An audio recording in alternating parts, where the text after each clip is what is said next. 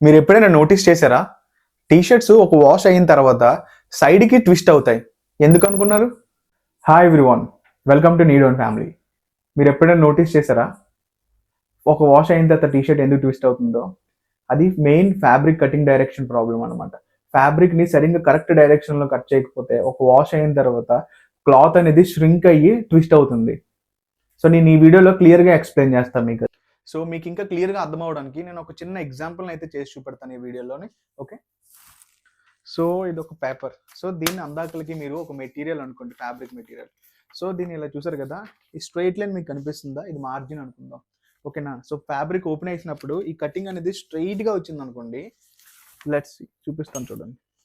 So, ఈ లైన్‌కి stitch cut చేసినప్పుడు కరెక్ట్‌గా ఇది కరెక్ట్‌గా వెళ్ళిందనుకోండి, మనకి స్టిచ్చింగ్ అనేది చాలా పర్ఫెక్ట్‌గా వస్తది. అదే లేదు, లైన్ కట్ చేస్తున్నప్పుడు ఇలా సైడ్‌కి గాని, ఇలా ఎళ్ళినప్పుడు ఇలా సైడ్‌కి గాని తిరిగిందనుకోండి, స్టిచ్ చేస్తున్నప్పుడు ఏమవుతదంటే, ఈ సైడ్ క్లియర్‌గా రాదనమాట. అంటే క్రాస్‌గా వస్తది. సో, నేను అదే మీకు చెప్పాలనుకుంటున్నాను. దానికి ఇంకో రీజన్ కూడా ఉంది, స్టిచ్చింగ్. ఏంటి స్టిచ్చింగ్ ప్రతి వీడియోలో స్టిచ్చింగ్ అంటున్నాను అనుకుంటున్నారా?